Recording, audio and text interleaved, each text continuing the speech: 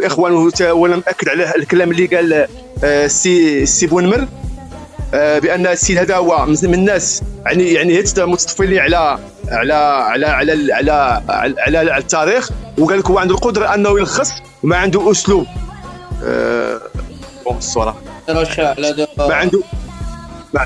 ما عنده اسلوب ديال عارف يتكلم وعنده حليق، راه تيجيب لنا الملخصات ويلخص لنا، ولكن راه ما فهمش اش يقول. بحال قال الاخ بابار وقالوا الاخوان راه ما فهمش اش يقول، راه سيدي تيتكلم انه باغي يتكلم وراه قال بواحد من قبل، بغيت نطول في الفيديو، بانه راه حط جاب ملخصات وجاب كانوا السفراء في الجزائر وقالوا له هذوك راه قناصله، وقال لك لا انا ملي قلتها سمعوا لي هذوك راه سفراء وخصكم تسمعوا الكلام ديالي.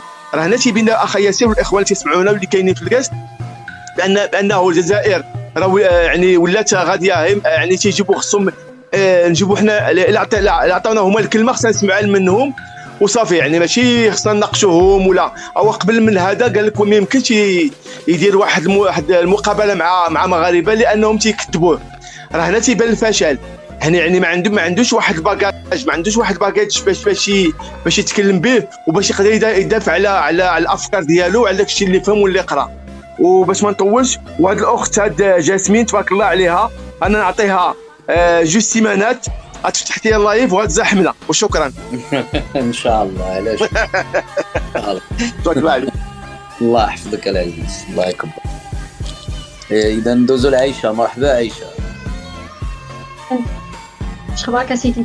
صافا امور هانيه؟ وفي وكنطلعك وكنطيحي ونعاود نطلعك. ما عرفتش والله، يمكن عليا السينيال على حساب داك حسن كضرهم داك حسن.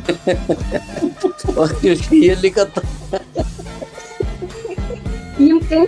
يمكن داك حسن دارت له شويه ديال الحساسيه. هو انا عندي واحد التدخل على حساب حنا دائما في واحد الموقع ديال الدفاع كندافعوا على ريوسنا، جينا كنبرروا لهم بوسبير شكون هو. اي بورطون عندنا لا بوسيبيليتي اننا باش نهضروا لهم على التاريخ ديال الدعاره كيف بدات في الجزائر من ايام ديال العثمانيين، وكلشي مؤرخ وكلشي كاين في الكتب ديال التاريخ. يعني نقدروا اننا نقصفوهم ونضربوهم. علاش حنا دائما في الموقع ديال الدفاع عن النفس؟ علاش انا بغيت نضربوهم؟ علاش حنا دائما في الموقع ديال الدفاع عن النفس؟ علاش انا بغيت غير نعرف. دائما كنجيو ندافعوا على ريوسنا، هما كيقذفونا بشي حاجه، كيسبونا بشي حاجات، وحنايا كنمشيو نبرروا للعالم ونبرروا واش ما جاش الوقت اننا نمشيو زعما حتى حنا ناخذوا الخطوه ديال الهجوم ونعريو لهم التاريخ ديالهم الموسخ، داك التاريخ اللي كاع ما كيشرفش. دونك هذا واحد التساؤل كنتمنى من الاخوان اللي معنا هنايا زعما يقولوا لي الوجهه ديال وجهه الراي ديالهم في هذا الخطوه. حاجه واحده اخرى، راني كنقرا في واحد الكتاب سميتو وصف افريقيا الليون الافريقي اللي هو الحسن بن محمد الوزاني. هذا السيد هذا عاصر السعديين والوطاسيين، وعاصر شويه من الحقبه ديال الزيانيين وداك الشيء، راه كيوصف افريقيا مزيان وتياخذوا. وهما داك القضيه ديال مملكه فاس ومراكش خداوها من هذا الكتاب هذا، حيت كانوا الوطاسيين حاكمين، كانوا السعديين بداو في مراكش. دونك هما كيقولوا لنا ليوتي هو اللي وحد، هو اللي كون، حيت كنتو مملكتين. يعني ديجا عندهم هما واحد اللبس في التاريخ، ما عارفينش حتى بان العلويين كانوا حاكمين المغرب كامل، ما كانش مقسم. كانت واحد البلاد ديال السيبه اللي ما وصلش فيها المخزن، ولكن ما كانش جوج ديال المملكات في ارض واحده.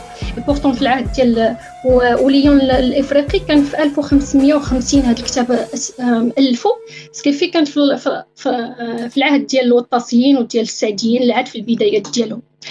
دونك هذا من جهتين هذا الكتاب مهم جدا يا ياسر. راني صيفط لك في الخاص واحد المقتطف انه كيوصف النوميديين ينطبق على هاد الجيران الهكاويين اللي مجاوريننا حاليا.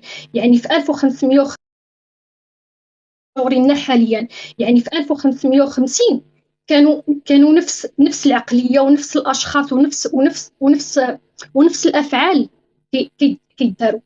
واحد الوصف دقيق ينطبق على هاد الاشخاص اللي مجاورين معاهم دابا. وحاجه واحده اخرى، هذاك اللي كيتباهى علينا بالتاريخ ديالو ياتينا بالمآثير التاريخيه ديالو. كيف ما قلت لك قبل ياسر، يعني جوج المآثر اللي عندهم ديال الموحدين وديال المارينيين، ما عندهم والو. حتى داك الزيانين اللي كيفتخروا بهم ما خلاو لهم والو.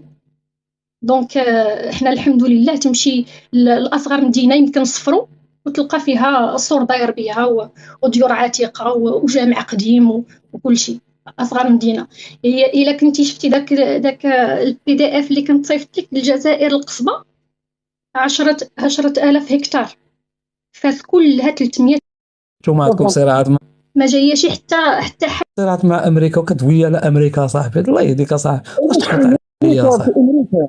مش امريكا بعد، مش امريكا، القوى العظمى. القوة العظمى حاليا في العالم، القوة العظمى حاليا في العالم هي امريكا اقتصاديا. ما تدوش لي على قوة عظمى. امريكا قالوا امريكا، قلت في المنطقه مش في العالم، احنا في المنطقه مليونه في العالم كيما امريكا. وش بك هكذا في المنطقة كاملنا والامريكان قوه؟ ما كاين والو الامريكان.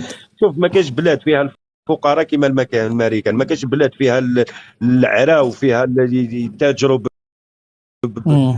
بالناس ويتاجروا. من بالله انت حسبتك امريكان اللي راك تشوف فيها فليبين.